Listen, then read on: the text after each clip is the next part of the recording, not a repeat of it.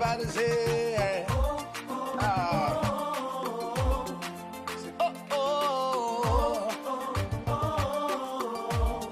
say, how can I express my gratitude for all the many things you've done for me? Words are not enough, to say thank you.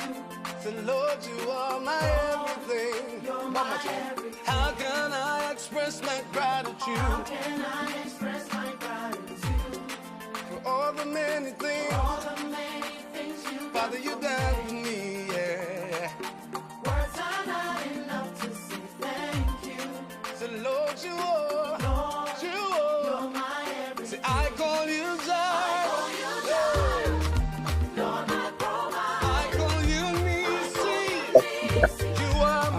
It's the pre-Christmas edition of the Community and the Law. My name is Oreku Frimpong and welcome to another edition. Now, in 2023, there were so many things that happened as far as immigration and other legal issues are concerned. And this afternoon on the program, we're going to have a preview of the things that are expected in 2024. Immigration changes in 2024 and how to prepare for them. Lawyer Charles Asma is right here with me, and we're going to the realms of BWF solicitors as we bring you another edition of The Community and the Law.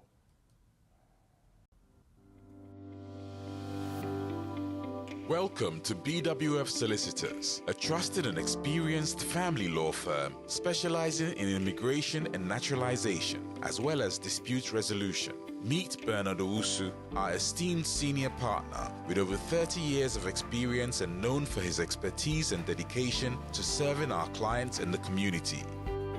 BWF Solicitors stand for integrity, respect, excellence, teamwork, diversity and inclusion, and service to the community. We provide tailored assistance across all areas of UK and Ghana law.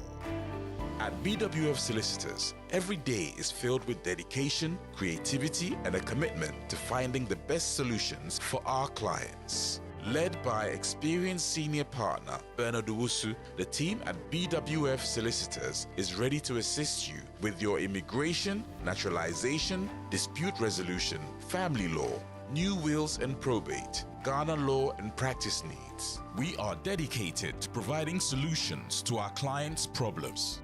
You can find us at the 4th floor, Anna House, 214 to 218 High Road, Seven Sisters, London, N15 4NP.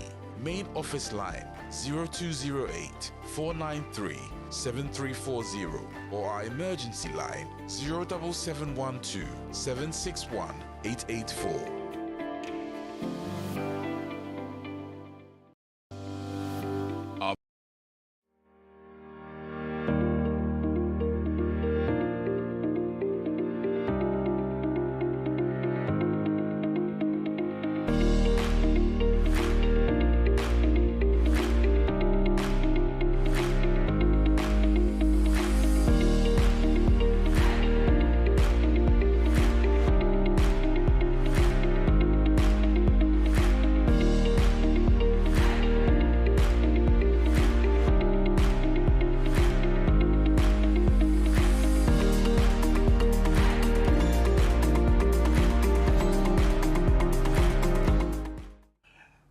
And we are live on the Community and the Law program on BWTV. That's 23rd day of December 2020.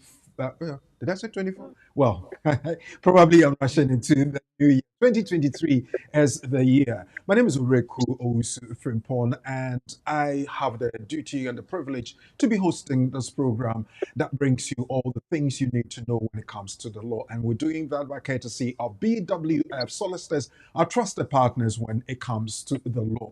BWF Solicitors, thank you. Thank you so very much. You've been with us from January, February, March, April, May, June, July, August, September, October, November, and we are in December, and we are just a few days away from celebrating Christmas and a few days away from ending the year 2023. Now look back. Those of you who have been with us on the program week in and out, what has your experience been? I know you have trusted BWF solicitors, and they have also been very trustworthy, and they have delivered.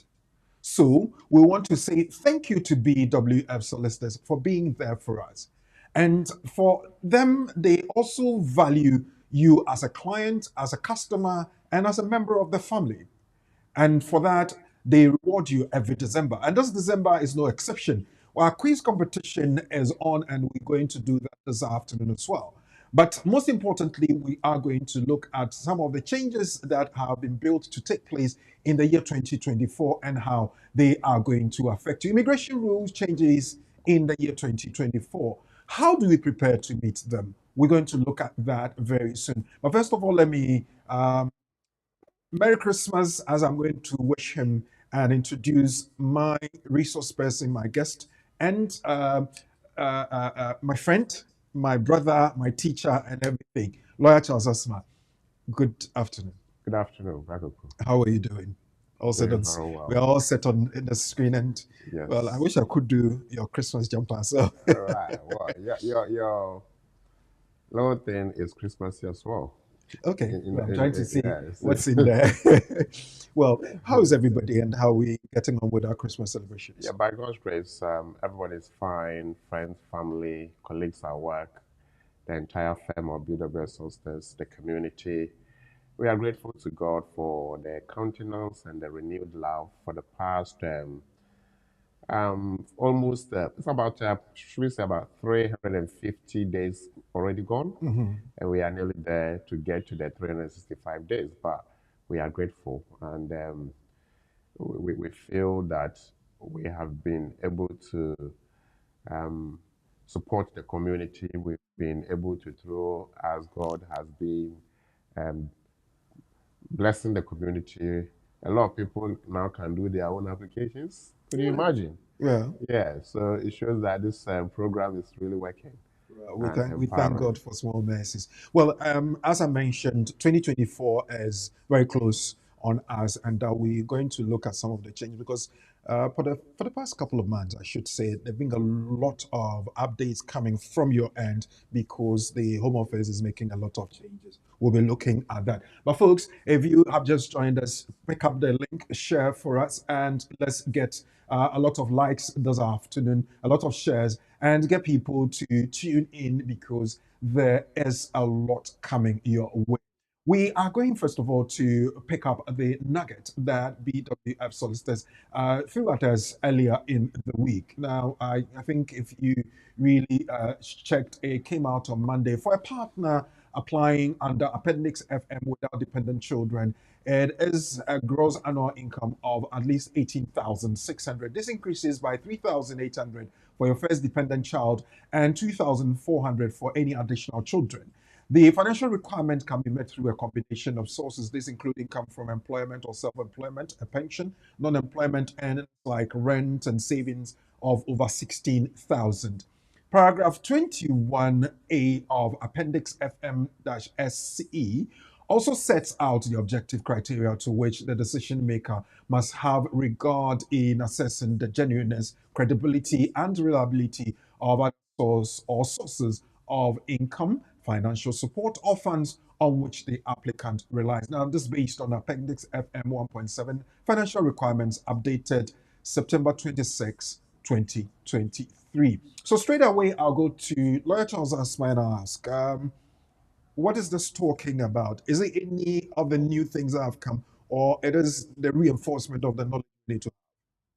Well, this is reinforcement of the knowledge we need to have. Okay. So you can see that this is just echoing what already exists. The fact that if, as at today, you are seeking to bring your spouse and children to the UK, you must have 18,600, or should be earning 18,600 gross, Okay. or 18,600 profit if you are self-employed, and other sources already mentioned. But if again bringing a child, then you have to earn more than the 18,600. This is what the government proposes to go up by spring of 2024. We thank God that it now moved down from 38 to 29. So a change of about £9,000, which is really good. A For good amount of saving, yes. really. So yeah, we thank God for touching the heart and mind of the policymakers and hearing the cries of the many. So yes, but for now, if you apply before February, March 2024, you're only looking at showing 18,600. 600.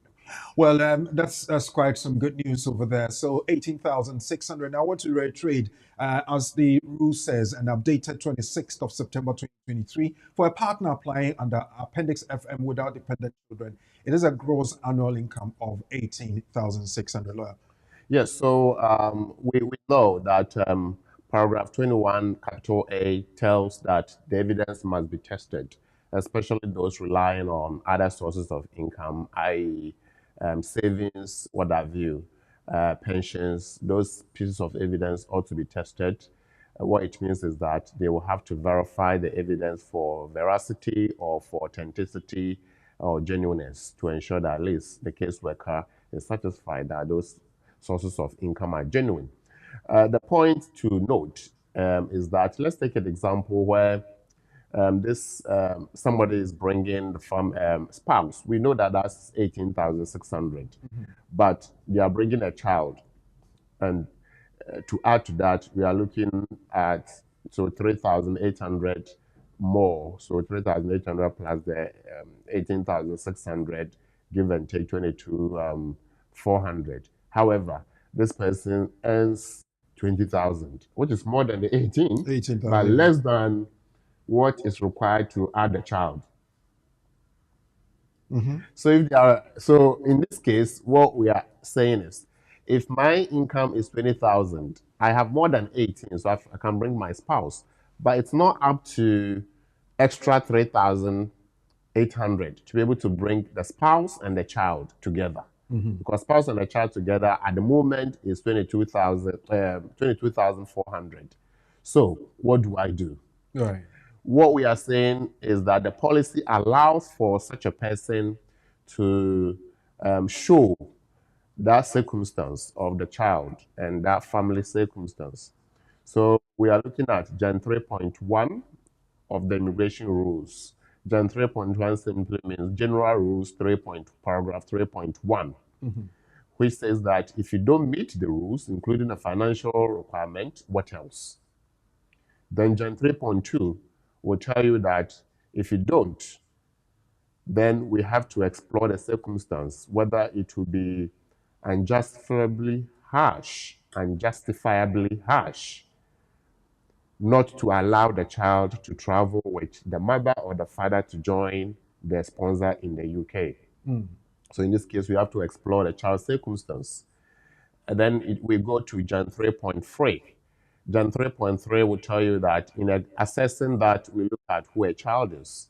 And subparagraph 1 of paragraph Gen 3.3 says that a child, in this case, is the relevant child, the applicant, but the child must be under 18 years of age. And if you go to part 2 or subparagraph 2 of Gen 3.3, it will tell you that this child under 18 must show that their circumstances are such that it will not be appropriate for the caseworker not to grant, even if their parent or the sponsor cannot meet that extra 3,800. So what will the caseworker be seeking to assess? We are looking at Article 8 considerations and whether family life consideration will be important here. And of course, family life consideration is important. But because we have a child at the center of this assessment, we are looking at whether the child's best interest should be considered by the caseworker. And the case law and statute says that yes, the child's best interest must be considered. And what is the child's best interest? If, for example, the child is being looked after by the mother, and the mother is coming to join the child father or the husband in the UK, and the child cannot meet the extra 3,800, and as a result must be left behind. Question is, who looks after this child? would the child welfare be affected? And therefore, on that basis, it will be unjustifiably harsh in terms of the consequence on the child for the caseworker to conclude that the child does not meet the extra 3,800. And so if we put all this together, and the facts and circumstances suggest that it will not be in the best interest of the child not to allow the child to come with the mother or the father to the UK, then the conclusion will be that decision must be made to grant the application. If the decision is not made and it goes to court, the court will only be looking at whether Article 8 factors should be considered. And once Article 8 factor is considered, then the decision will be made to allow the appeal, for example, in court on the basis of human rights. So all these options are available, and if you take the right step and have the right approach, you should be able to bring your child, even if you don't have exactly what extra income you need to be able to meet the threshold for the children involved, i.e. the extra 3,800 for the first child and 2,400 for any other child that you are seeking to sponsor. Well, that's really very insightful. And I believe that if you have any questions, you would not hesitate to contact BWF Solicitors. UK number 0208-493-7340 or the emergency number 077-127-61884. You can also get in touch directly with Lawyer Charles Asma. I'll give you his number and we get you to speak to him. Lawyer Charles Asma is on 07947 636037 07947 636037. That's Lawyer Charles Asma. So get in touch with him and he will graciously support you with everything that you need to have. We're going to the quiz, and ladies and gentlemen, we have time for you to come in. The number to call is 0208 493 7345. 0208 493 7345. You can text 07399 208 468. But for the quiz, obviously, you would want to call, don't you? So get ready. I am going to get you to feel what it is that when you win the quiz, you have. But what are the prizes? What do we expect you to win? Now, the first prize is a return trip to Accra. And we're paying for the flight for you to go and spend some time in Ghana and come back. If you don't win that, the second prize is £200 cash. And the third prize is £100 cash. Other consolation prizes are available. Now, I'll tell you what. Last year, the gentleman that won the quiz has gone to Ghana and has come back. So I'm going to speak to him now, find out what his experience has been, and set the tone and get you the appetite to be able to call in. Remember, it's 0208 493 7345. I say the number again, 0208 493 7345. Okay. Here's a Foster. Foster went to Ghana on that wonderful trip. Foster, are you there?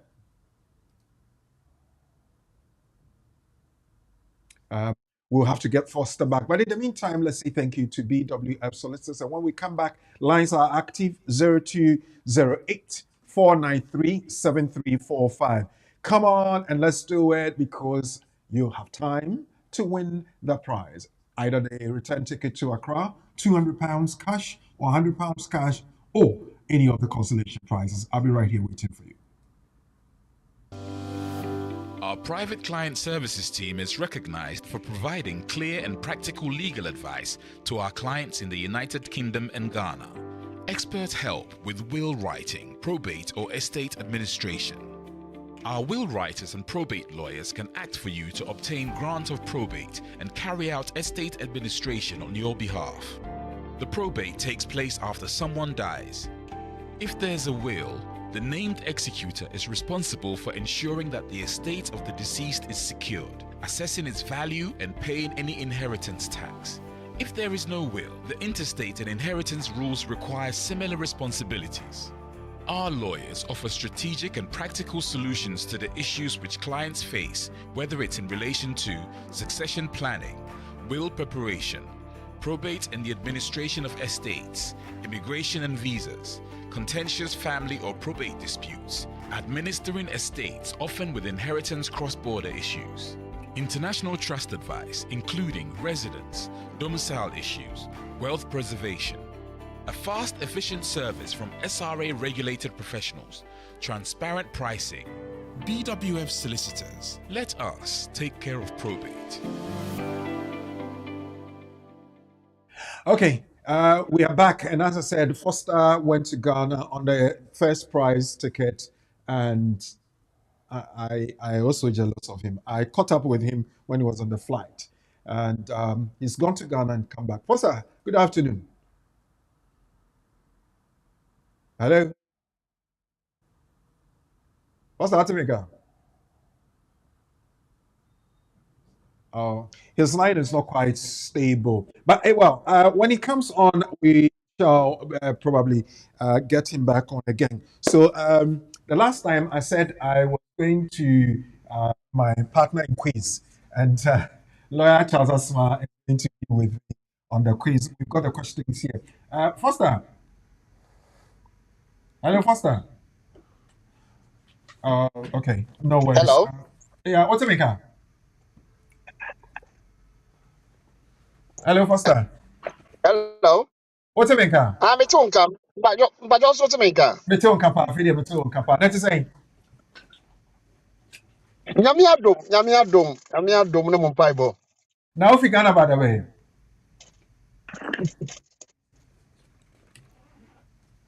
Hello, if you can, we do that way.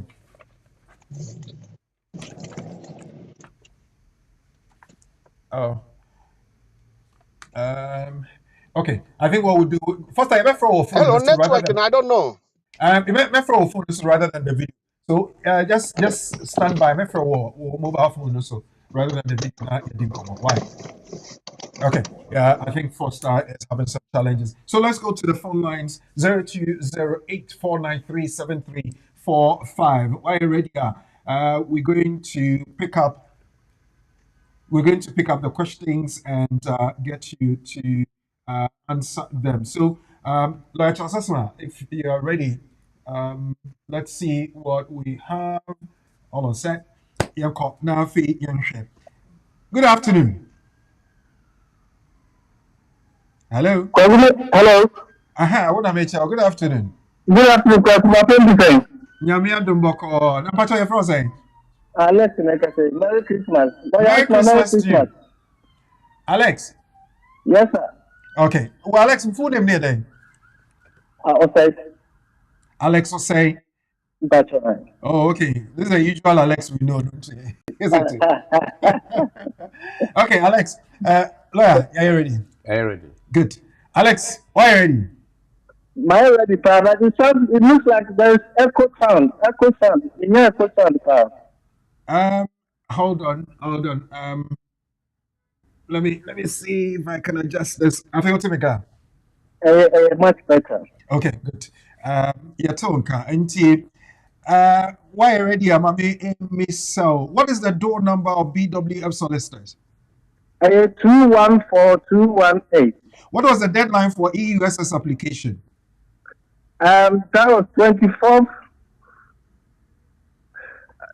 To qualify for visa under EUSS, your sponsor should have been family member latest by what date? Latest by 16th of January 2020. No, hang on. By how much would the financial limit go up by? Okay, no, I'll drop this question because it's been a change, so I'll drop that question. I'll give you 3 extra seconds. Let's go. How much should be in your bank account to show maintenance for bringing 3 children to the UK? 29. Yanko. Once the court allows your immigration appeal, that is the end of the matter. True or false? True. I was giving you an extra second. Okay. Now, the Home Secretary has overall responsibility for immigration policies in the UK. True or false? False. Okay, right. The 3 extra seconds I give you. Last one. Yo, yenya Alex, yebisa onya answer 1, 2, 3, 4, 5, 6. Out of 6 no yemu baako. Okay. Alex, Yes, Akwabi. not because we don't know. I now go speed that line and say, yeah, it's a crowd. I don't know. Yeah. Let's see how it goes. Yemfo before. Why? And you let me ask you about studio. I'm not just our boss once. I'll keep by next week. They make me a bamba. Debbie, next week is what you mean, unfortunately. Oh, Samu. Yeah, man, I don't know where we need. So we are mad then, so I don't know where we need. Oh, definitely remember. Continue to say me chances. Oh, Debbie, I'm not just saying my one thing. Oh my God. All right. Okay. Martin, with that say 0208-493-7345. 0208-493-7345. Or you can call on the mobile number 0399208468. 0739920848. You can call in now. Alex has tried his luck. What about you? Waiting to win the first prize, which is the return ticket to Accra. And remember, it's to Accra, not any other city. Then again, we also have the second prize as £200 cash. Third prize is £100 cash, and other consolation prizes. Now, what we're going to do is next week, we will be having the very last one. So whoever wins next week, together with the lady we had for last week, then whoever will win this week, and then next week, they will put all of them in a draw. The draw will be done live on the program. Hello. Hello, good afternoon. Good afternoon, boss. At the time. Nyanya Boko. If I was saying Kelvin, Kelvin, if I was saying this, also maybe. Lawyer Kraft, Edibasa Swama. Debbie, me pay him. You Asamo. Kevin. Kevin Asamoah, are you ready for me? I'm not ready, boss. Can we put the clock on now? And your time starts now. What is the door number for BWF solicitors? 214 to 218. Deadline for EUSS application. Next, June 2021. How many days does an applicant in the UK have to challenge an immigration application refusal decision? How many what? When will the changes to student dependent visa applications take place? Spring next year. What certificate must you get from a UK court to prove that your divorce is finalized? Degree master. Your employer can end your employment contract if you are pregnant. True or false?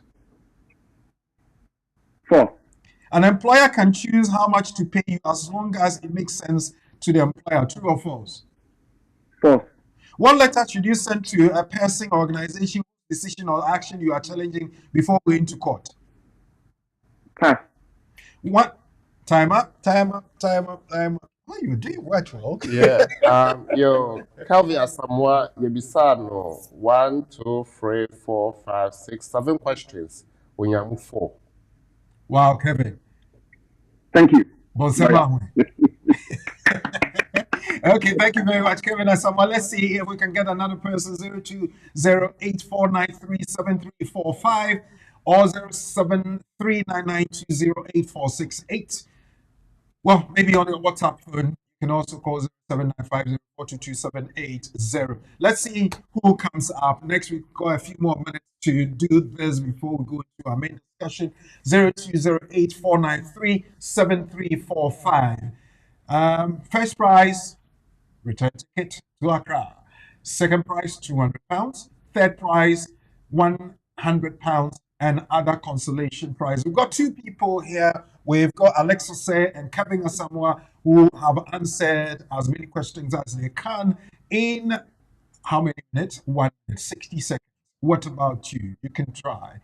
Can you beat the 4 that Kevin has had? Alex had 1. Kevin has had 4. What about you? 0208-493-7345. 0208-493-7345. So you can call in and let's see how many questions you can answer in 5, 10, 20, 30, 40, 60 seconds, I should say. How many questions? Well, Kevin is leading. He was asked 7 questions. He got 4 of them correct. Our brother Alex also had about 7 questions. 1, 2, 3, 4, 5, 6. 6 questions. He had only 1 correct. What about you? Before I draw the curtains, now hurry up, get through. Let's see what we have. Very soon we shall be calling our brother. Oh, he's back. Okay. Let's see if we can get our brother who won the prize last year. Foster, he's frozen again. Oh, I think then we might have to call him on the phone. Foster, maybe before, because I need you to speak to us and tell us about your experience. I knew it was very, very interesting, and you want to share with us. So, Prof, my producer, please allow me to call Foster, and we put it on the floor. So we'll take a quick break. When we come back, we'll be speaking to Foster. Our private client services team is recognized for providing clear and practical legal advice to our clients in the United Kingdom and Ghana. Expert help with will writing, probate or estate administration. Our will writers and probate lawyers can act for you to obtain grant of probate and carry out estate administration on your behalf. The probate takes place after someone dies. If there's a will, the named executor is responsible for ensuring that the estate of the deceased is secured, assessing its value and paying any inheritance tax. If there is no will, the intestate and inheritance rules require similar responsibilities.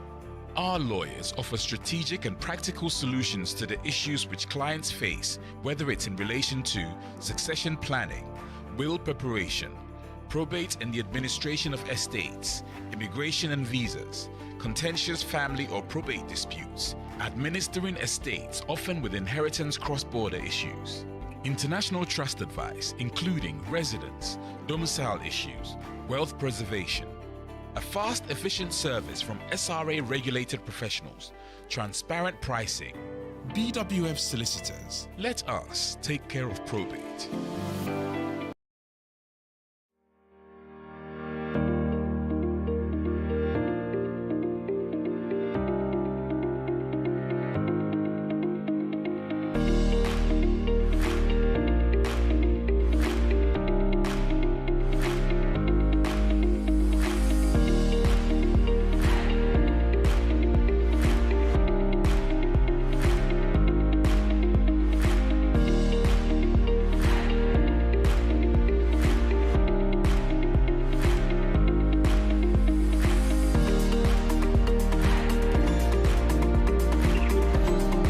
Okay, we're back, and as I said, we're having challenges with Foster's connection to the video.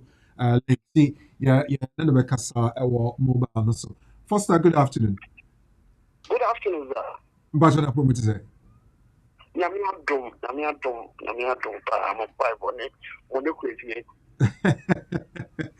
Okay, so what Ghana, but when you won, that you say and you're not. Oh, many BWF, a solicitor sign, it's more than 10 years. I'm saying 12 years. Okay. We really, not a surprise, not to say, minimum say, no correct. Na a good baby, no, I'm free first because we Ghana first. And yeah, let me say, it be a car. Omodi mami who can na but omo ye say we are no coffee almost one raining. One we need family from. The good thing is omo ma choose date. Okay. Omo 1 year no choose date. How the beko. Right. And see nyame adom date ni dru ye na me ball anka be amane. Ana o try ticket no. Da me de be nyina o try ticket ni ne bibia.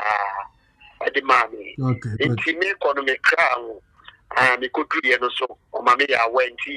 In fact, me choose to no man can make Kumasi and the and was in Yashi, me Kumasi. Me could book master so Sunday. Scam me book hotel, Sunset Hotel. Very nice, beautiful hotel with swimming pool. And you have some kids who are relax for that 2 weeks, you know. Good. Me babu me want to Well, and then now we catch or participate in the quiz. As I speak to you, somebody is on the line waiting. Let me see who is on here. Hello. Yeah, my name is Gerald. Gerald. Yeah. Good afternoon, Gerald. Yeah. Okay. First I wanted Gerald again. Okay. What would you tell Gerald so to motivate him to win as well? Gerald, I want to hand the baton to you. It's very, very enjoyable. It's so sweet. And DW of the, if you be with them, trust me, they are so kind, they are so good, they are so truthful. I don't know what to say. You can be in a credit. You want come from the one in a credit. And they are helping the community. Almost why papa Ghana for we are seeing now say almost number one. Good. Trust me. Good. You know who say almost the Uncle Ben, did you be cut the fana? So fuck on aware. Which is over Saba. Okay. So Gerald, what's your expectation? My expectation is to win. Your expectation is to win. Yeah. Okay. So then I'm ready for you. First of all, I'm going to say, "Wola can meet me, Gerald." Let me. Gerald, you are very farmer. Why? Okay. Let's see what question. Oh, where are my questions? Come on, let's go.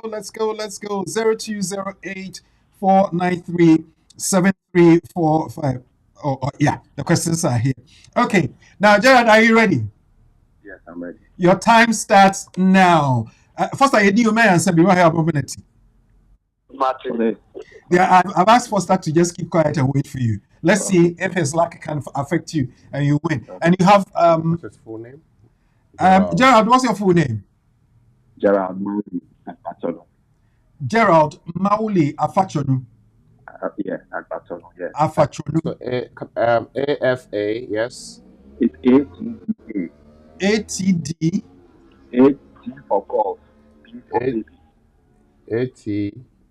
baby. Alpha Golf. Alpha golf. Baby. Mhm. Alpha. Toy. Uh-huh.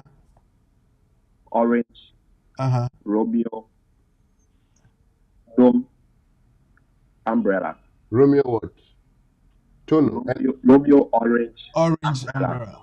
Okay. Romeo orange. Umbrella. Echo. Or uniform. Yes. So Akpatolu. Agbato. Yes. Okay. Yes. Okay. All right. So now I know you're ready. Yes. So your time starts now. BWF Solicitors works Monday to Saturday. True or false? Monday to Friday and Saturday on appointment. To qualify for visa under EUSS, your sponsor should have been your family member latest by what date? Latest by 30th December 2020. Healthcare workers' roles are listed on the shortage occupation list. True or false? False.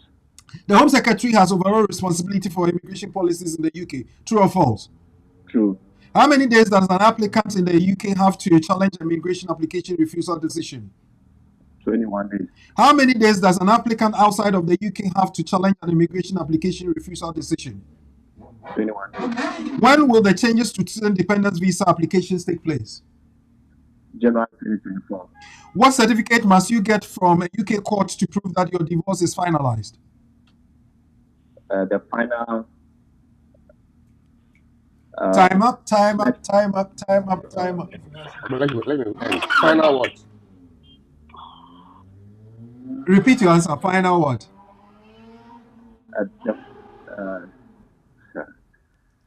Um, You're very close. Lawyer Asma wants to give it to you. yeah. I've done Oh, it. I just wanted the word. come on. It. Final word. He wants to give it to you. Final word. Oh. I did it. I went through. I did the word, so I don't know. All right. So you come again next year, okay, for the same answer. Okay. Now let's see how many you got. How many questions and how many you got right? Now, for the student bit, we're expecting to hear a exact date because it's very important. January is made up of 31 days. So we're expecting to hear, July 2024. but we're expecting to hear 16th of January 2024. But if you said January 2024, and that is an absolute response. So I couldn't be persuaded by that. So, and there's no half a mark too. So out of the total you responded to, you had 3 correct. Well done. What's that? Oh, Hello, sir. What's that? Hello, sir. Oh, when must you show I try? Because how many questions were asked? 1, 2, 3, 4, 5, 6, 7, 8. He answered the highest number of questions, but unfortunately, he got 3 out of the 8. So he did very well. He did very well. Gerald, your thing was final order. That was what Asma wanted you to add. Then he would have given that to you. So you'd have been like you have tied up with Kelvin. But anyway, that's okay. First, I'd say, Gerald, thank you very much as well. Both of you, well done. Merry Christmas to you. Okay. Merry Christmas to you all, and everyone. Okay, all right. I've got somebody who's held on for a very long time. Let's see if I can get. Yes. Hello. Hello. Yes. Good afternoon. Good afternoon. Bajawani. I'm about to Kojo Minta. Let's use that. Before Gerald came on, he was holding on when I got Foster. So I'll give you the chance to participate, okay? Thank you. Kojo Minta. How do you spell Kojo? KW or? Is it KOJO or KWADWO? KOJO, please. KOJO. And Minta. MINTH, right? Yeah. Good. Okay. Now, your time starts now. We will go full speed party. You ready? Okay. Are you ready? Pacha. Are you ready? Yes. Which train line can you take to reach BWF solicitors? Blue Line. What is the deadline for EUSS application? 30th June 21. Health and care workers' roles are listed on the shortage occupation list. True or false? True. The Home Secretary has overall responsibility for immigration policies in the UK. True or false? True. How much should you have in your bank account to show maintenance for bringing children to the UK as a skilled worker if the employer has not sponsored? 18,600. What certificate must you get from a UK court to prove that your divorce is finalized? Degree absolute. An employer can choose how much you can pay as long as it makes sense to the employer. True or false? False. What letter should you send to the person or an organization whose decision or action you are challenging before going to court? Resignation letter. Okay, your time is up. Right, well done. So the last question, I think, let's just allow him to answer. Hello? He's finished. But I'm just saying that, is he still there? Yeah, he's still here. Yeah, so our brother, Kojo, so the last one, we're expecting you to say pre-action protocol or letter before claim, okay? We've always said PAP. What is it for? It is the letter to the person, could be anybody at all, organization, before you decide to go to court. So a warning letter, more or less. Okay. But well done.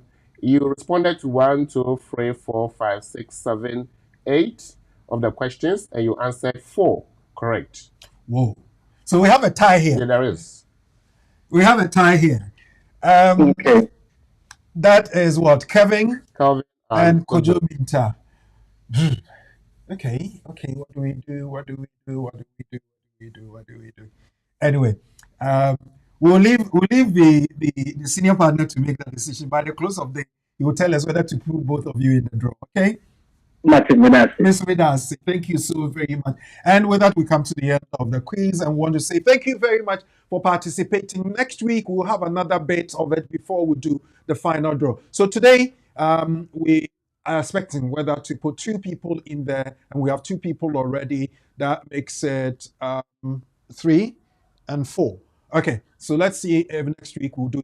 But then there is also the one reward that the senior partner is going to give to the person who shares our link the most. And as of last week, it was Tilly Duma that was leading the pack. Let's see how it goes. Well, with that, Uncle Charles, we're coming to our discussion. And before we do that, let's quickly take a break and say thank you to BWF solicitors. Invite people to patronize your service because that is what puts money in our pocket and puts food on the table. So we'll be right back. Welcome to BWF Solicitors, a trusted and experienced family law firm specializing in immigration and naturalization, as well as dispute resolution. Meet Bernard Owusu, our esteemed senior partner with over 30 years of experience and known for his expertise and dedication to serving our clients and the community.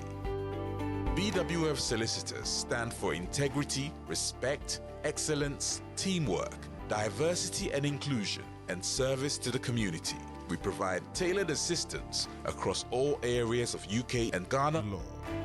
At BWF Solicitors, every day is filled with dedication, creativity, and a commitment to finding the best solutions for our clients. Led by experienced senior partner Bernard Owusu, the team at BWF Solicitors is ready to assist you with your immigration, naturalization, dispute resolution, family law, new wills and probate, Ghana law and practice needs. We are dedicated to providing solutions to our clients' problems.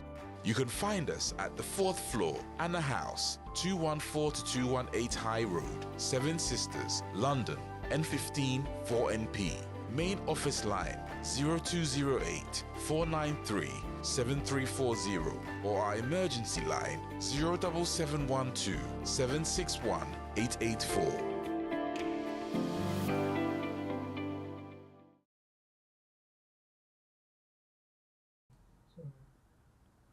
Okay, we're back. Thank you very much for joining us. We're now going to our discussion segment, and then we'll look at what changes there are that we are to expect in the year 2024. Uncle Charles, whilst we're on set now, let's see what to expect in 2024. I know there have been changes, several of them. Why are they bringing out so many changes this time around?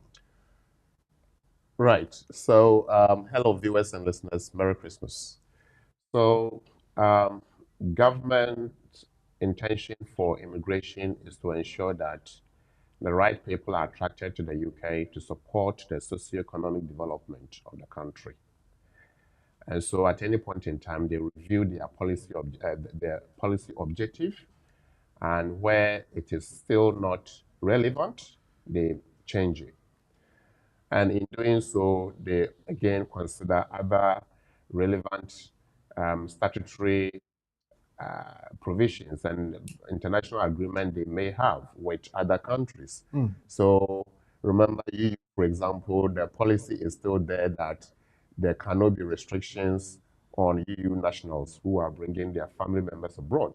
And I suppose that is why there's still room for EU nationals to be brought from abroad. Okay. Up to date, there hasn't been any policy direction that from tomorrow or from next year, EU national cannot bring their close families. But those who are living in the UK, there was a cutoff that if you want to remain, you have to do this by June, for example, 30th of June 2021. But up to date, those from abroad can still bring their close family members. Okay. What could be the reason? Because there is policy implications and international agreement implications. And the agreement is with the EU as a bloc now. So if you tell somebody who was already living in the UK before the change, that you cannot bring your close family members because you didn't bring them early, can that trigger issues with the treaty and withdrawal agreement.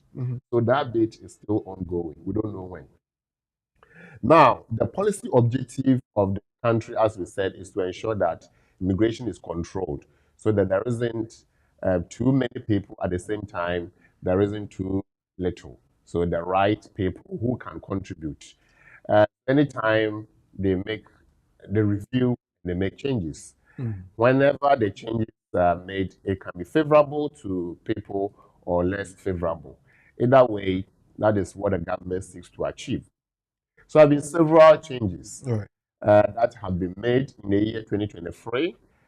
Most of them will be taking place in 2024. And therefore, our discussion today will be looking at those changes that will be taking place in 2024 and what should people do in terms of preparing towards that change. So generally, what has changed? We, by your own courtesy, BWF, I mean, you mentioned the So students, the we student have student dependence rate. dependent has been reviewed, and Okay. therefore from from January 16, 2024, if you're a student, your dependent cannot apply to join you in the UK. What it means is that as part of the conversation, you get to know what you must do Okay. before the January 16 is up. Okay. Again, we have changes in definitions. Partner definition is reviewed. Okay. Before, partner definition is somebody who is married, and therefore you prove by a marriage certificate, and somebody whom you have lived with for 2 years, durable partner, and you prove by the period living 2 years. But then the 2-year cutoff was up to the time of your application, so we trace back continuously. Okay. There has been a review which says that it doesn't have to be continuously for 2 years up to the time of application, but it's enough to prove that you have lived for 2 years, regardless of when you lived. Well, I would want us to pick them one after the other. Let's look at the definitional changes that have come. Amended definition of the partner. If we could have that, it says the Home Office has amended the definition of partner from 31st of January 2024. There's no requirement for the couple to have been living together for at least 2 years. It is sufficient for a relationship similar to marriage or civil partnership to have existed for at least this period of time. For further information, that's what we're doing now. People say that to live with a partner, to be in a relationship, for you to be able to use it for any immigration issues, you would have had to live with the person for 2 years. Is that what has changed? Yes, so that was difficult for, if you stretch it carefully, because if you look at those who are married, there isn't restriction apart from you showing your marriage certificate. There isn't really anything else. And the next one would be subsisting relationship, and that is across board. Right. But if you are saying that the person is not married, and so they cannot, because possibly they have not lived together for 2 years, then somebody who married today qualifies. But I have lived together with my partner for 2 years. 2 years. Or let's say for 23 months, and you said it's not enough. So that aspect wasn't. Or we were together, we separated, came back. But since we came back together, we have not lived for 2 years. What about the period we were together and all that? So those breaks and all that, the law did not really consider that. But suffice to look at the second part of the definition or the change, the amendment. It is sufficient for the relationship similar to marriage, which is the cohabitation relationship or dual partnership, to have existed for at least this period of time. You see, the phrase "this period of time" needs to be defined. It sounds a bit ambiguous. It's Which ambiguous. period is it the referring period to? of the 2 years or sufficient to prove that you have lived together for a period. And that needs to be, and that could be a lacuna of a sort, because it's open to interpretation. So somebody will say, okay, right, so we are looking at 2 years, but different points together. Okay. Or sufficient that if you live together for at least this period, is this period 6 months? Is this period 3 months? Is this period 12 But months? when they change some of these things, no, they would have come with some guidelines as to Yes, what caseworkers should do. exactly. So we'll be looking, but that is why sometimes the caseworkers are given they tend to have some level of discretion, and we challenge them to say, well, this is how you see it, but this should be seen this way. So it can be give and take sometimes when these things appear in the provisions. In a way, you can explore to your advantage. Okay. Because it is everybody's interpretation, so to speak, and how just like we had under student and student partners who are applying to switch. Some of the caseworkers were interpreting it to mean that if you are a partner of a student and the student can't do it, then you can't do it. But I interpreted to mean that a student is separate from the partner, and therefore the law did not touch the partner, so you can't touch the partner, and therefore the partner should succeed. So these are some of the open interpretations. But what we are saying is that living together for at least 2 years before the date of, up to the date of application, before your application, is no longer the case. And therefore, what do I need? Suffice to say that if you have lived together with your unmarried partner for a long period, either 2 years or for a reasonable period of time, then that should allow you to make your application. And this is not just for those who are in the UK. It's also for those who are applying from abroad. So if your fiancé is, of course, you can apply for the fiancé to come so that you marry here. But if you choose not for the fiancé to come before you marry and make an application for the fiancé, then what it means is that you look at how long you've lived together. Okay. Now, with partner, I want to look at the one they made on students who cannot bring their dependent. Obviously, dependent could be a partner, it could be children, look after their own children and the rest of it. Is it a closed door that you can't bring in a partner at all if you're a student? You can't bring in a dependent at all if you're a student. So, student with some level of proviso or description. So the criteria is that to be able to bring your dependent after 16th of January 2024, your course should be a PhD course. Okay. Or a master's research-based course. Which could be M research, master's in research, master's in philosophy, MPhil. Those ones that will take you 2 years or more to complete. Okay. The standard ones, the academic based, will take you 9 months, 1 year, 10 months to complete. So you'll be given a visa up to the point of your course and 3 months to finish and go back. So, but with this one, because it's 3 years, you need your family with you to support you. Right. But if you're only coming for 10 months, you need to focus and go back. You don't need your family. I suppose that's the policy intention. Okay. Yes. Right. Then again, do they have to meet the enhanced financial requirement if it is that it's 2-3 years, the category mentioned? Yes, of course. You need maintenance is maintenance. So you look at the maintenance because the change did not touch the maintenance. So it's the same maintenance position that you have to show that you have enough to meet maintenance for the duration of that course. Normally, you have to multiply by 9 months because the course duration is actually 9 months or mostly 10 months. But if you are coming to do it for 3 years, then of course you have to then show that you have maintenance for that period. If you're coming to do it for 2 years, then you must show that. I'm sure hopefully the government will look at if I'm coming to study with the view to, for example, if you are doing a research course, you are likely to find a job to earn a living to fend for yourself. In that case, if there's potential to earn, do I really have to prove the entire maintenance stream or amount for the period of my study before I come? Or I can prove 1 year or 2 years and the rest presume that whilst here studying and earning, you can maintain. Those are points that have not been covered yet in the provisions, and therefore we assume that from January 16th, 2024, once it becomes 3 years for PhD and master student 2 years or whatever, you have to prove maintenance for the entire period. Right. Well, we're looking at changes that we're expecting to have in the year 2024 between January and spring. That is March, April. These changes will take place, and we've looked at the definitional issues.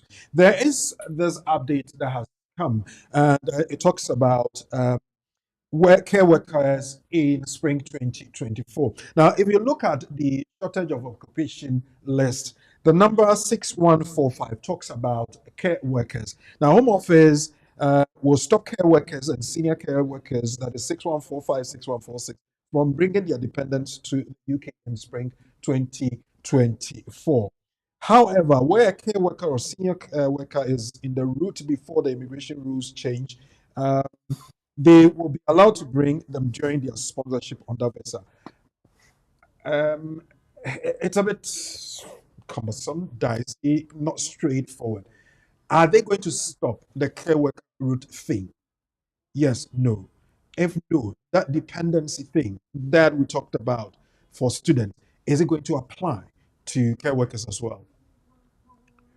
Right. So what the government proposes to happen in spring 2024 is that prior to the new so let me see if I can bring up the 6145 on the shortage of occupation list, SOC.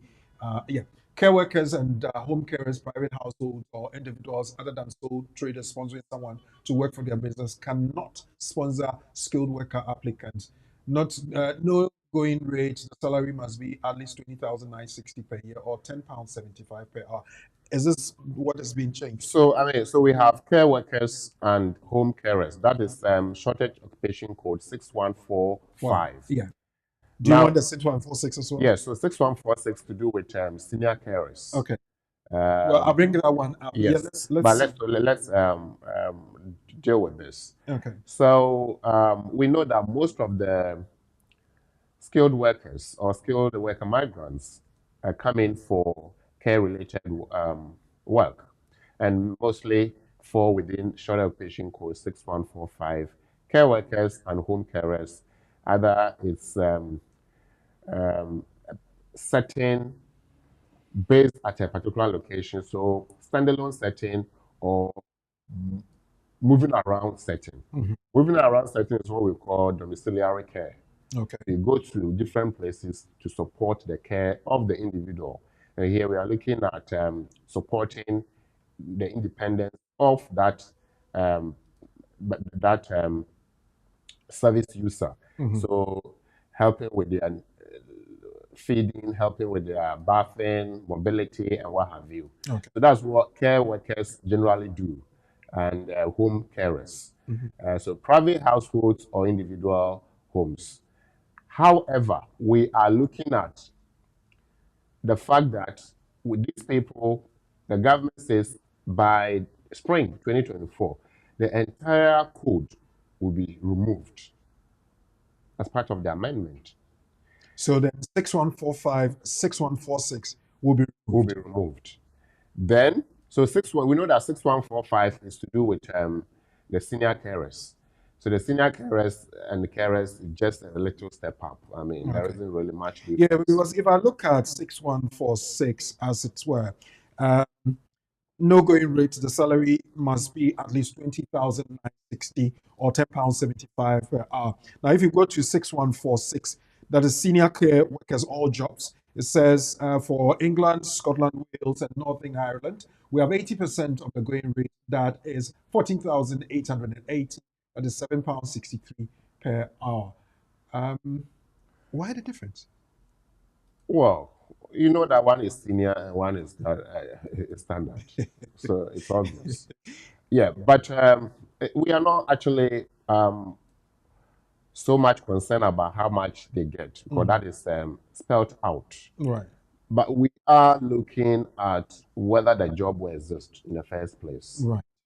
So the changes were preparing for was that from spring 2024, only the individuals themselves or the care workers, the care workers themselves could come, and not the dependents.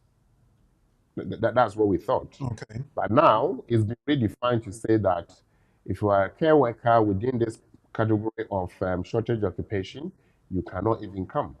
So if we can show that update, the most recent update, which says that the new Home Office guidance, new Home Office changes. I think that was the one we were trying to read earlier on, the new Home Office changes. Let me pick it up and read from here. Right. Sorry. It says that the Home Office will stop care workers, that is SOC 6145, and senior care workers 6146 from bringing their dependents to the UK from spring 2024. So what it means is it's now clearer. Okay. It's clearer. So they're not going to take that off, but it's rather their dependents that they are restricting them from coming. So it says Home Office will, Stop and it's care a must, from stop bringing, care workers on that basis, from and bringing those ones from bringing their their dependents. dependents. to And the- yes, so what it means is that so at then we're quite not clear which of them, because there are so many, which of them.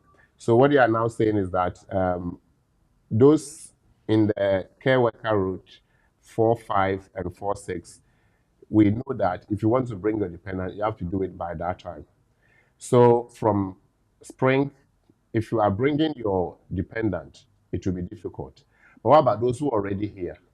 Yeah, what about those who are already So here? those who have had the applications granted, Yeah, those those who have theirs pending and may be granted before spring 2024 are not covered by this restriction and update. So if you're already in, that means you came in and you could have brought your family.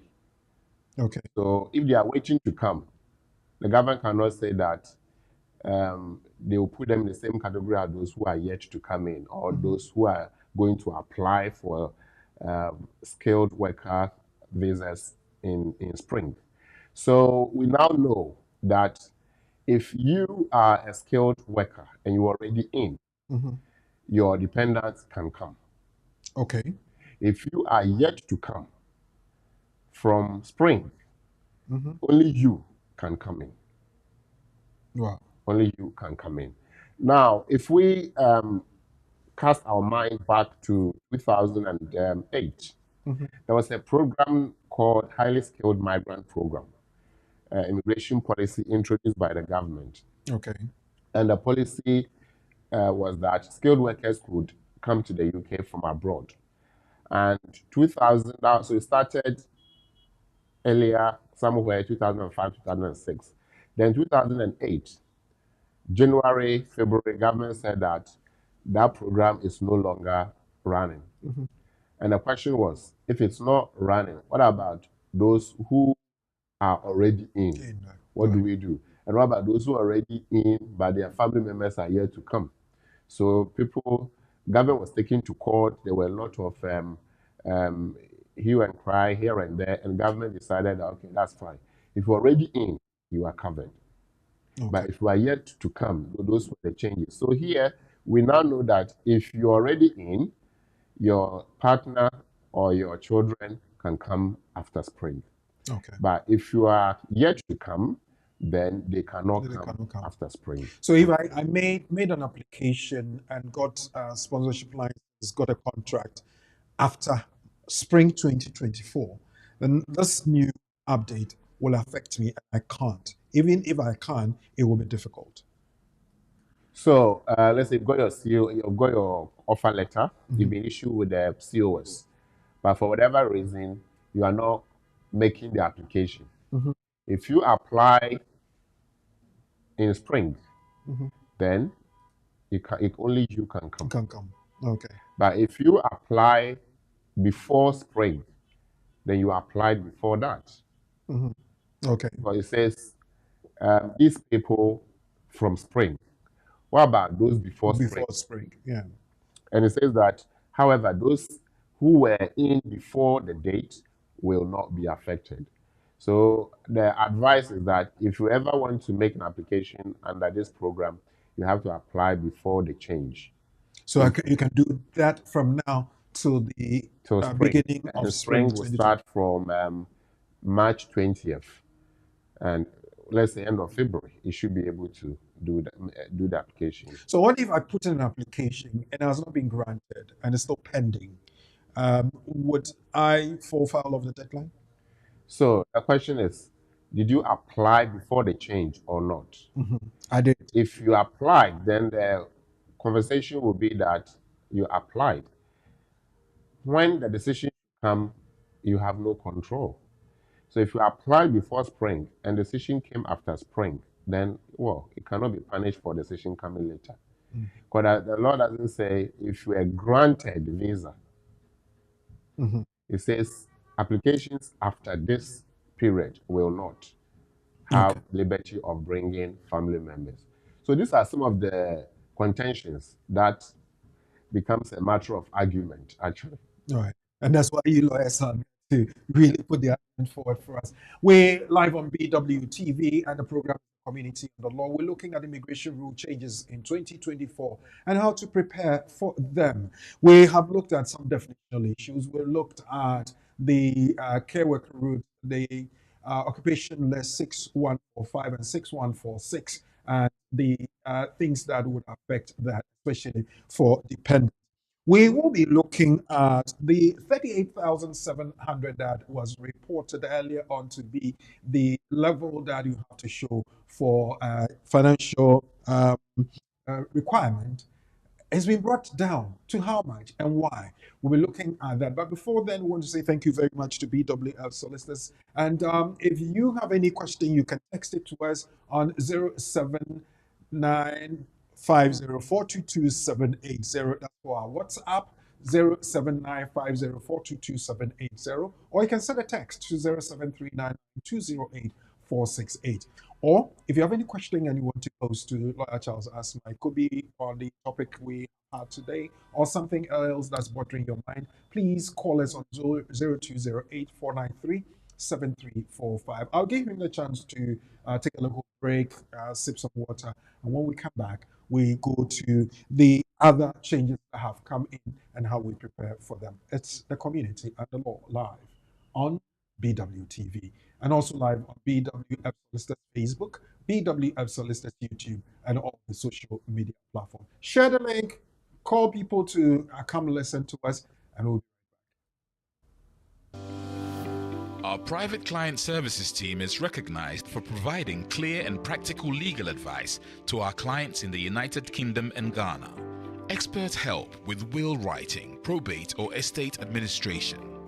Our will writers and probate lawyers can act for you to obtain grant of probate and carry out estate administration on your behalf. The probate takes place after someone dies. If there's a will, the named executor is responsible for ensuring that the estate of the deceased is secured, assessing its value and paying any inheritance tax. If there is no will, the interstate and inheritance rules require similar responsibilities. Our lawyers offer strategic and practical solutions to the issues which clients face, whether it's in relation to succession planning, will preparation, probate and the administration of estates, immigration and visas, contentious family or probate disputes, administering estates often with inheritance cross-border issues, international trust advice including residence, domicile issues, wealth preservation, a fast, efficient service from SRA-regulated professionals, transparent pricing. BWF Solicitors, let us take care of probate.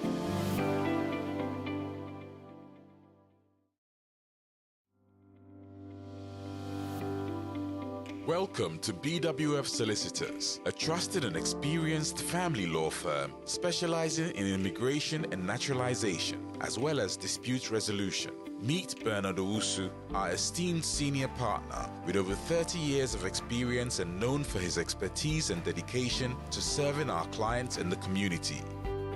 BWF Solicitors stand for integrity, respect, excellence, teamwork, diversity and inclusion, and service to the community.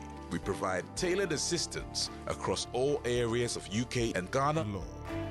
At BWF Solicitors, every day is filled with dedication, creativity, and a commitment to finding the best solutions for our clients. Led by experienced senior partner Bernard Owusu, the team at BWF Solicitors is ready to assist you with your immigration, naturalization, dispute resolution, family law, new wills and probate, Ghana law and practice needs. We are dedicated to providing solutions to our clients' problems. You can find us at the 4th floor, Anna House, 214 to 218 High Road, Seven Sisters, London, N15 4NP. Main office line 0208 493 7340 or our emergency line 07712 761 884.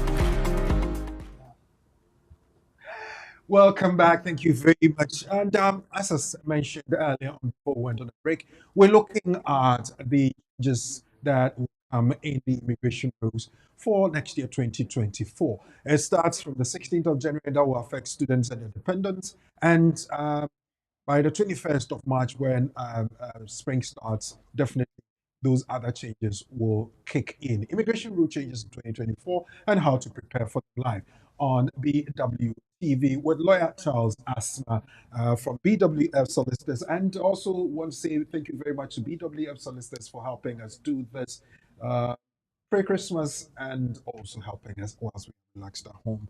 Lawyer Asma, let's look at some of the changes as well. The Home Office brought in to say that 18,600, the ever popular 18,600 financial requirement, is being around for a very long time, and they increased it to 38,700. That was a big leap. But during the week, by your courtesy, we have information that they have kind of climbed down on the amount. What is happening? I think it's good news because it was a worrying piece of information that the 18,600 threshold will change by 20,100.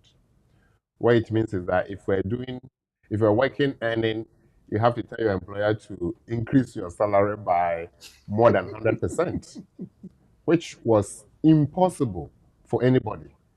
And to be able to earn 38,700, then your skill set, your role should be such that, yes.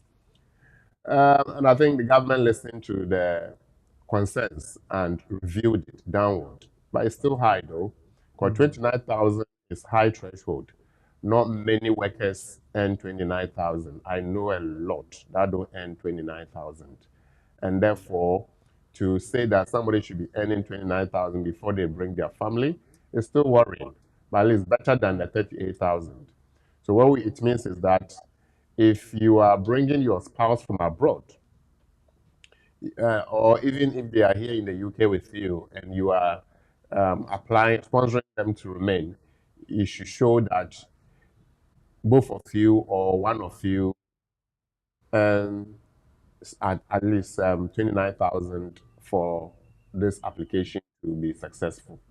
If there are children involved, then the change did not mention children. It means we're still looking at 3,800 for the first child, 2,400 for the second child. What it means is if you have children involved, then it's even going to be more than 29,000. So let's keep doing what we're doing so that it's even reduced further from 29. I wish it can go down to about 24,000 so that people can cope with that. Because 29 is really. Or if you are self-employed, for example, you must have a profit of 29,000. Not easy. That's quite And, huge. yeah, and if you are working, if you check salaries, prevailing salaries for workers, those on 29,000, you can see that it's a little up there in terms of the role. So how many of our compatriots will be able to earn 29,000 to bring their families from abroad? What is happening is that family life rights is being touched. And Well, that is something that- earlier on, when the 38,700 came, I think there was a caveat to say that healthcare workers were not going to be affected. Does it still hold, or once they have reduced it, it covers it? the 38,000 was for Appendix FM applicants. Okay. Appendix FM applicant, and it's still Appendix FM applicant. What the government was looking at is for care workers to pay their workers about 38, but again, how many of them will be able to? So in terms of the skilled sector, if a skilled migrant, if you are sponsoring a skilled migrant, remember they increased it to about 27,000, and we're looking at pushing it even further up. But for this conversation, we're only looking at Appendix FM. So if you are bringing your spouse from abroad because you are a British citizen, or you have indefinite leave to remain in the UK, then you have to show 29,000 by spring 2024. Well, we're live on BWTV, and lawyer Charles Asma from BWF Solicitors is here to help us unravel some of the changes that are coming in 2024 and how we are going to prepare for them. You can call in now if you have a question, 0208-493-7345, or text 0739920848. WhatsApp only 0795042278. You can put your link, your comment, on the comment section below on your Facebook page, YouTube page, or send them to us. I've got a few here. First one is from one of our friends that sent in via WhatsApp, and it says, "Good evening, please. I have 10 January as my course start date, and I come to the UK before the 16th. Can I still let my dependent apply to join even after the 16th of January?" Right. So remember, with student, there's no condition. Okay. Not like those students who came before. So you are in 10th of January. The law says 16th of January, you can't bring your dependent. So you can start the application for your dependent. The only challenge will be if the person will meet the maintenance for the dependent. For the money should have been in the account for 28 days, rolling up to the point of application. Right. So if the money is available to prove maintenance, then of course you can apply. But apply before the change. Well, I think it's kind of answered, but he continues to say, if no, can she join me before 16th January? That is the point. Right. Okay. Now, another one here says, good evening, please. We applied for fee waiver before our biometric card expired, and it's 3 months and still have not received a code yet. Can I leave my job and join a new company now?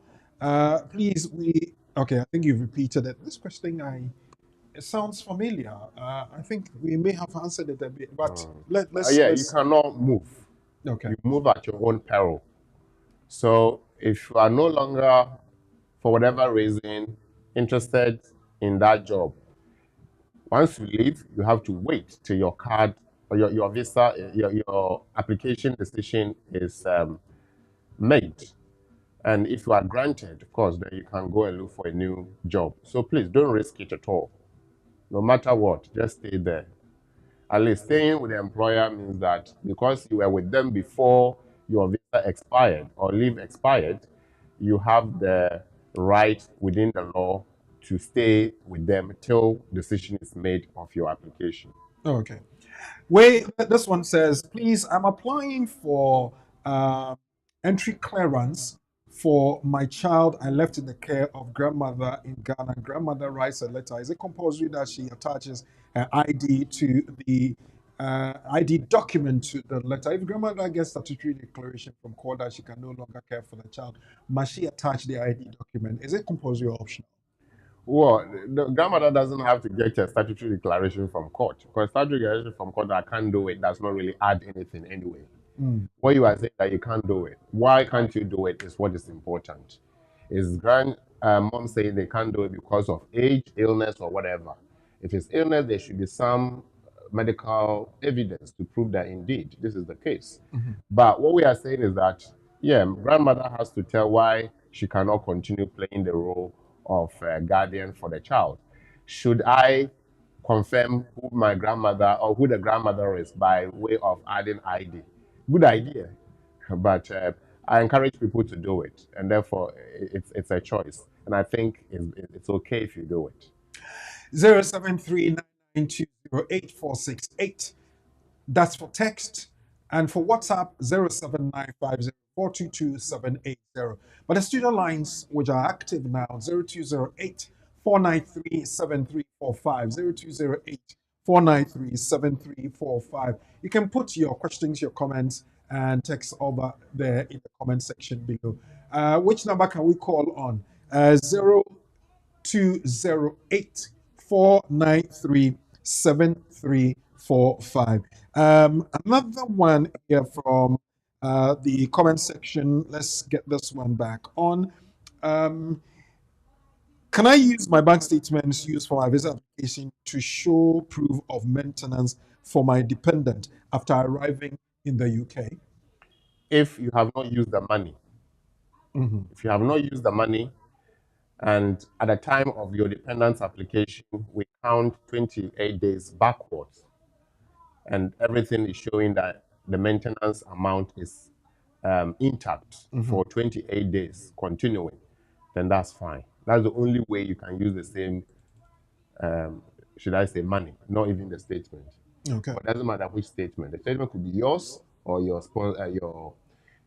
spouse's. So it should be from either of you. So if you use the same statement and your partner is going to use the same statement, fine. But make sure the money is still intact. All right. 0208-493-7345. Now, let me come back to the changes, especially the ones regarding dependents. You mentioned that it will be difficult, if not impossible. If it is difficult, what threshold does anybody have to meet? What criteria would, say, a student or anybody, a care worker, be able to bring a dependent? I'm asking this because people will be challenging and saying that, oh, I've got a 3-year contract, I've got a 5-year contract, and you are breaking my family legs. So what do I do? Do I just stay away from my family and think that I'm working away in the UK? So that Well, so we know that for students, no, for care workers actually, for care workers from abroad, they have to show if 315 and 200 for children. okay. So that is if the employer has not sponsored the maintenance. Okay. So you always check the COS. There's a statement on the COS which says it's maintenance, it's the employer sponsoring the maintenance. I'm just paraphrasing that bit. It's the employer sponsoring the maintenance. So you say yes or no, and this is not you saying yes or no, the employer. So when the employer is requesting for the COS from the Home Office, one of the points is that, more or less, are you sponsoring the maintenance of the worker and their dependents? Okay. If you see why, it means yes. When they say yes, it means they will cover you and cover your dependents. So I suppose the question should be, when you were applying for your skilled worker visa, did you have to show maintenance? If you didn't have to show maintenance, it means the employer sponsored you. Automatically, the employer would have sponsored your dependents. That will Okay. come later. All right. Now, if the employer sponsored the dependent, would they have to reflect in how much you are being paid? What the employer is saying is that when they come, I will be able to provide accommodation and other maintenance for them. For them. Yeah. Okay. It doesn't have to. Your pay is your pay. What is spelled out, either 22,000 or £10, 75 or what have you an hour. But on top of that, the employer is saying that I guarantee to provide the maintenance for this worker. Okay. Yeah. All right. Just get us going and bring in your questions and concerns. I will be going over to our quiz competition or quiz segment. Like, let me put it that way. If I said a competition, that probably referring to the ones that. But we're looking at where you can test your knowledge in the kind of things we have shown you. Kofi Brookman is a British citizen living in the UK. In April 2023, he applied for his wife Odo Ahonfe to join him in the UK. Odo has a 12-year-old from a previous relationship. He wants to bring a child with her. What annual income would Kofi have to show? 18,600 plus 2,400, which is equal to 21,000 per annum. 38,700 plus 3,800, which is 42,500. Or 18,600 plus 3,800, which is 22,400. Maybe to help you think about it, let's go to the nugget and let me read out what we put out and see if you can really get a clue out of that. For a partner applying for Appendix FM without dependent children, it is a gross annual income of at least 18,600. This increases by 3,800 for your first dependent child and 2,400 for any additional children. Lawyer, I'll come to this because there's something that 2,400 for any additional children. So it means that each additional child should have an extra 2,400 or 2,400 for any number of additional children. For any of them. Okay. So each so additional the person way should have an extra. Yeah, so that, this is how it's phrased within the policy. But it says any of them. What it means if you have two extra, any of the two. Okay. Should So okay. Each of Each the of them. extra ones. Well, so it goes on to say that the financial requirement can be met through a combination of sources. These come from employment or self-employment, a pension, non-employment, and earnings like rent and savings of over 16,000, I should say.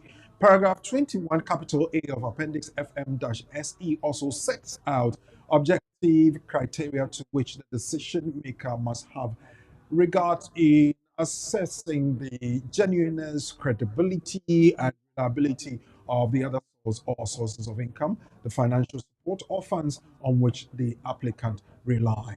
So think about this, think about the question, and then we'll be looking at that. Aneba Kofi Adam, you're watching with us. Thank you very much. Adra Kunedu. We have Stephen Jensu Kufuor, you're watching with us. Gifty Echa in team, you're watching. And all those that I mentioned your names, you know what? You need to be sharing the link for us to look at the algorithm to see who would have shared the most. As I said earlier on, we understand Tilly Duma is leading. Sarah Pinzo, you are watching with us. We have Efia Ajinyaminkwa. Okay, that's an interesting name. Watching with us, and so many others. We have Sandra Fraser here. Thompson Abrokwa, thank you very much for watching with us. Share the link when you come on, and also make sure you contribute by asking your questions and or getting us the contribution or whatever it is that you want to put across. Somebody is asking, can I use my mom's statement for the purpose of showing dependency and maintenance? For who? For the Like if you bring in, I think it's from the earlier person that wanted to, the student that wants to bring a dependent, and he's asking about using bank statements used for the visa application to do that. Now, he's brought in an additional question to say, can I use my mom's statement for that purpose? Well, that is I know people have sponsorship from other family members when they are going to school and they have to prove school fees, money for tuition, and money for maintenance. Yeah. But how do you prove that this money is available to you? So if your mom is going to assist with the maintenance, the money can be put into your account. Because it doesn't say, where did you get the money from? It said the money should be in your account for 28 days. Must it be rolling? Yeah, in a row. So every day must be intact. So what it means is that if you are going to rely on that money for to prove your maintenance for the application, you have to make sure that you don't touch the money for those 28 days. And this is what I tell people. You see, it's this is how it works. Right. You have put the money in the account, you know that you have to leave it for 28 days. The rule says up to the date of application. You want to make your application today, 23rd. Today, 23rd, start from morning to late in the evening, 11:59, let's say 11 p.m. Which one comes first? Is it the application or the bank statement?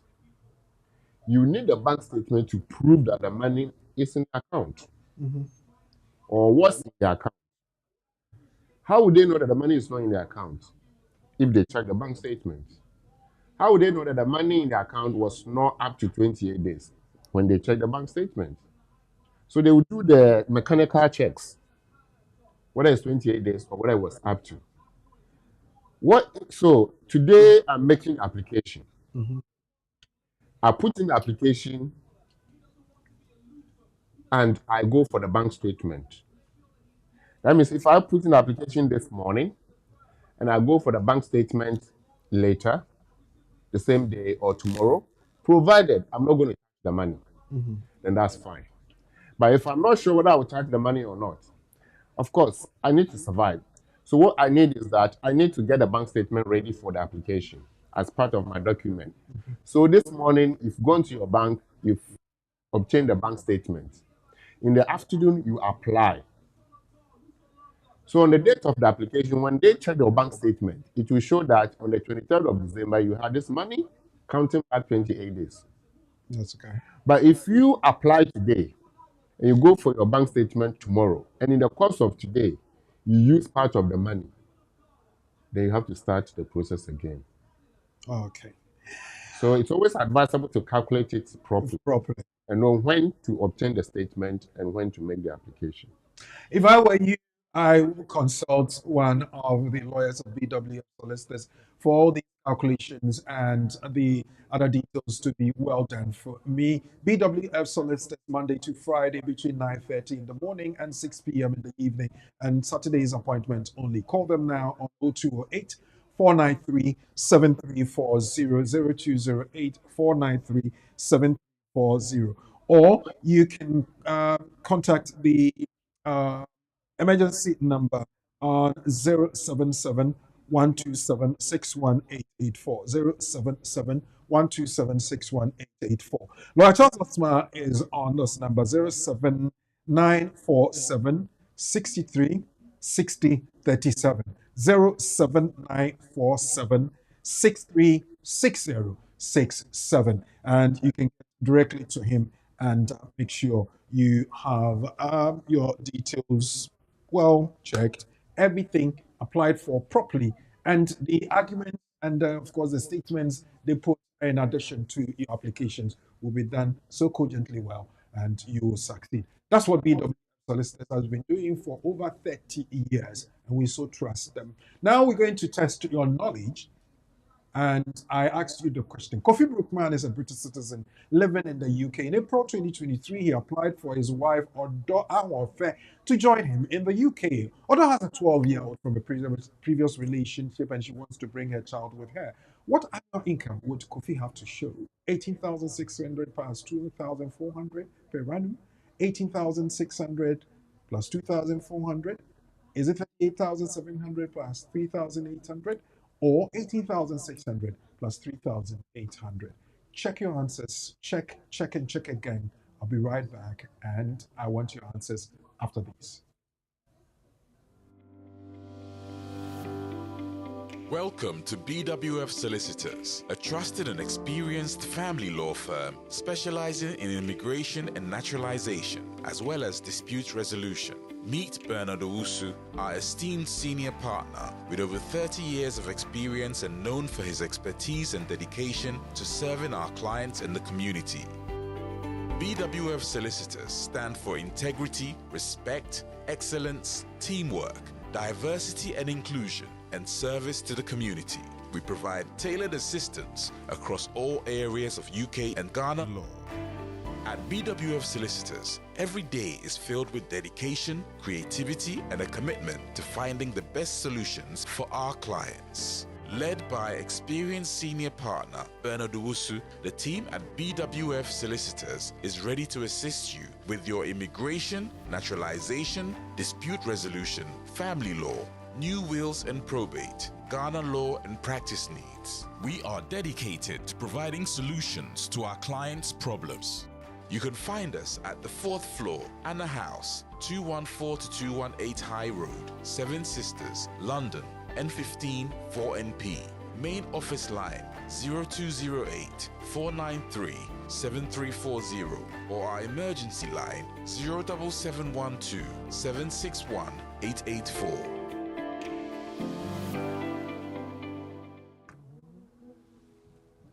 And we are back. Kofi Brockman is a British citizen living in the UK. Okay, let me hear and see your answers. In April 2023, he applied for his wife Odor, who offered to join. Can we get the answer back? Yes, Odor has a 12-year-old from a previous relationship. Santiago Brune says 18,600 plus 3,800, which makes it 22,400, which is the third answer. Okay, now let's see who else has any other answer. Kojo, I think the answer is covering my face. Can you put it down?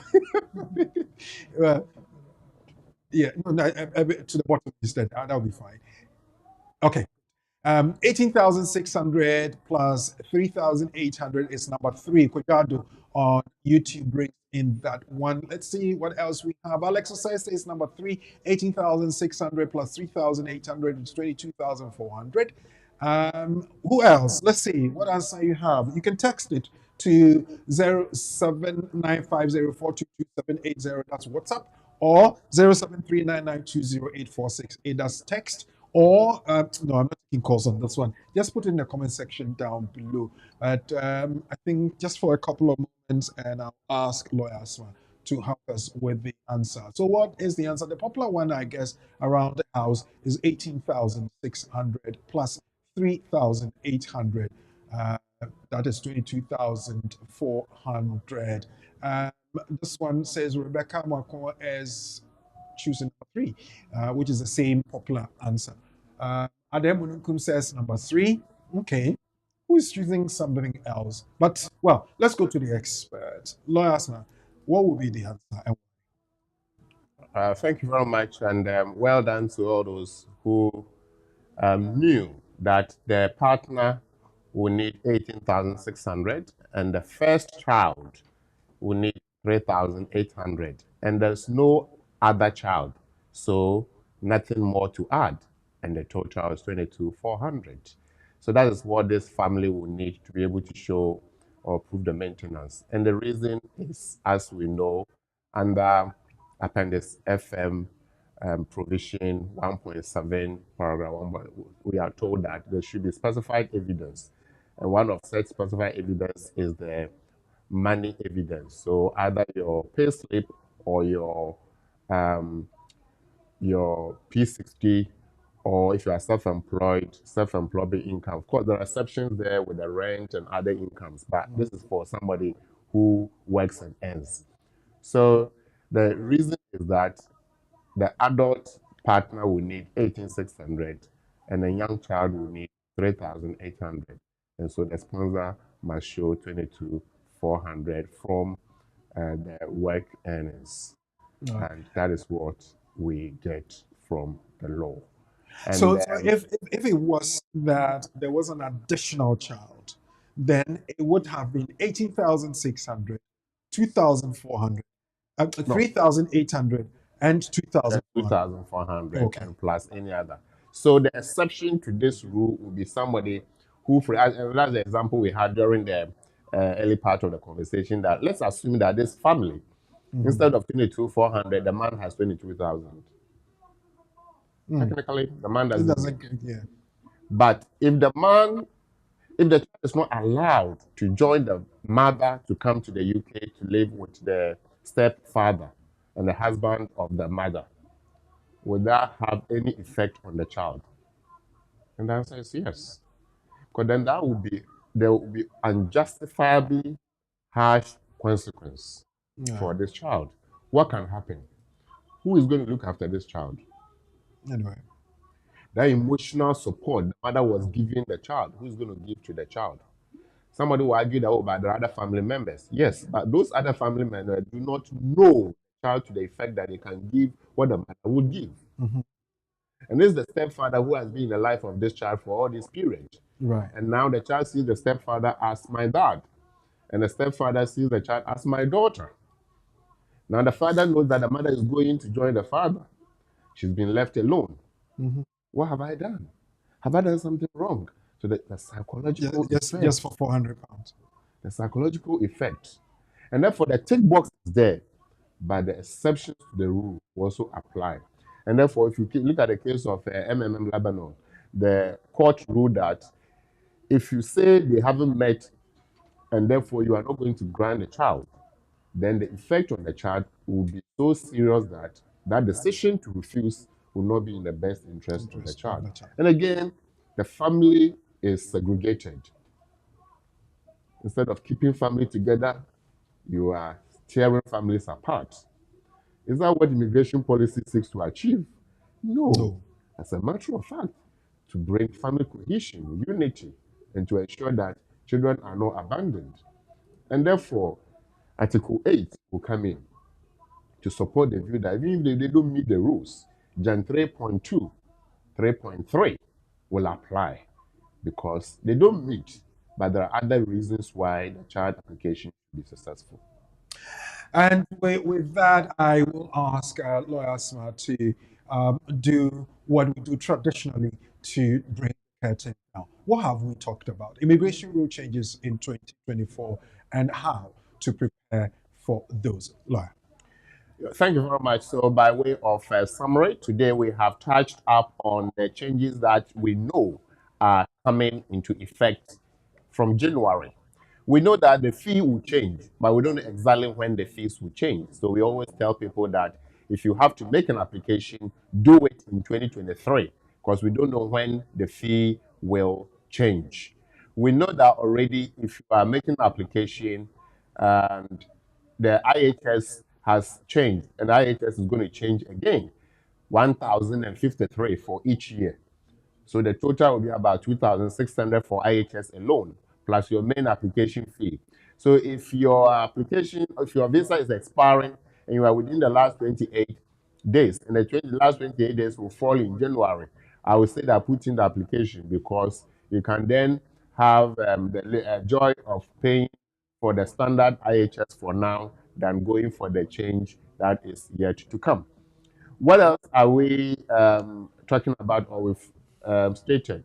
We know that if you're a student, your family, that's your wife or husband or children, cannot join you if you are doing a 1-year master program. So, and that will start from 16th January 2024. So what we have to do, we have to make sure that we apply by 15th of January 2024 for our families to join us in the UK. We must also ensure that we meet the maintenance threshold for students. Just as you met, your dependents must meet that as well. We also touched up on the changes within the care sector, where before the government said in December, or just about a few days or weeks ago, that partners and children cannot come from spring. But now the government says that partners and children can come if the main applicant had their visa or was granted before the change in the law. The change in the law will be in spring. Therefore, if you have to apply with the view to bring your family members, please do it by January, latest February, so that you can be counted when they are looking at those who spouses and children can join them in the UK.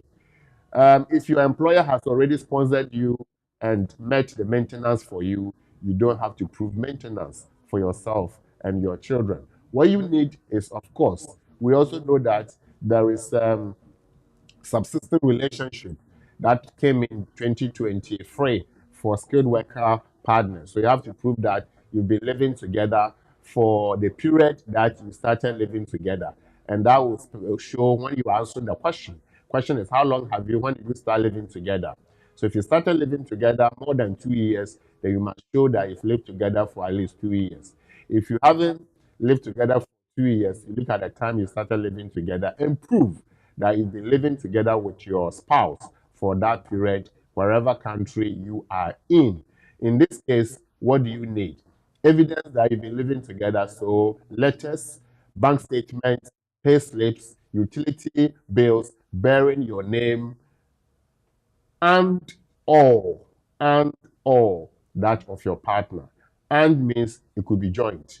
All means it doesn't have to be joint, but your name and address will be there on each other's document to show that you've been living together.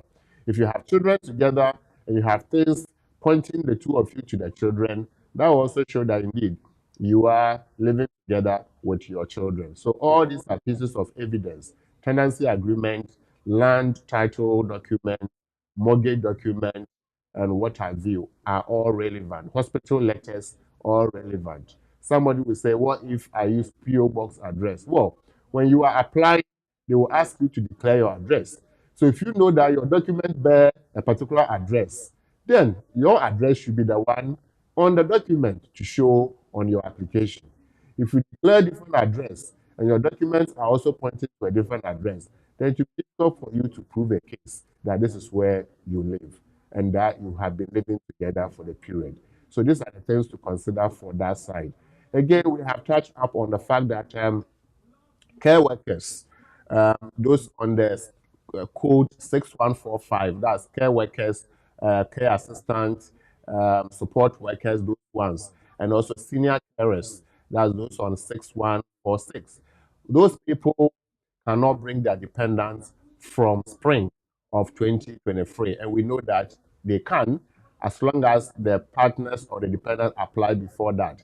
What about those who are already in the UK or have issued with a visa and are yet to enter the UK? What happens to those people? The law says that those people, the expectation is already formed, and therefore government will meet that expectation, so it does not apply to you. We also looked at partner definition, the fact that if you are cohabited with your partner, that's unmarried partner or durable partner, should have lived for 2 years before your application. The law says that at least for the period. And the question is, what is that period? Is it the period you've lived together? And that is what the lawyer will be seeking to add a letter to support your application by saying that this is what the law says, and this is what the law, this is how it applies to that application. So let's bear in mind. We also are aware that the income threshold moved to 28,700, has come down to 29,000. What does it mean to anybody who wants to bring a partner to the UK if they are on indefinite leave to remain or British citizenship? You have to do it before the law changes. Otherwise, your salary must be 29,000. If your salary is 30,000, you don't have to worry at all. You can do it at any time. But if your salary is 18,600 or just up to 29,000, then please put in the application for your spouse before spring. Otherwise, you have to negotiate new salary and be earning 29,600. You are also 29,000 exactly. You're also looking at bringing children. The children's side is not touched, and therefore it's still the same as 3,800, 2,400 for any other additional child that you are bringing in addition to the main child or the first child. So these are the conversations we've had for today. If ever there's the need, please do not hesitate to knock on our doors, and we'll be happy to open, chat, and help you with your case or help you meet your needs. It's been a jolly good year, 2023. We'll continue to bring you good tidings, good news. 2024 is going to be better and mega. Continue to remain hopeful. We know that regardless of the changes, there's always a way within the law to help us survive. Thank you for your company and your patronage, and of course, your custom. It's been BWF Solicitors. I will leave it to Kweku to continue.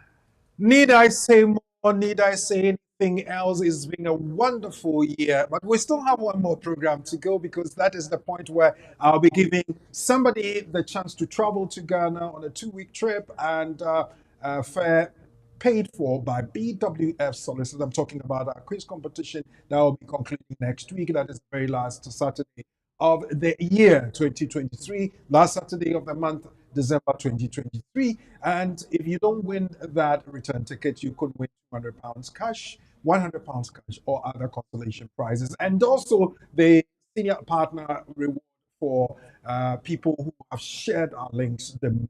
So make sure same time next week you are with us on the program, The Community and the Law, when we'll bring you the final edition of the year.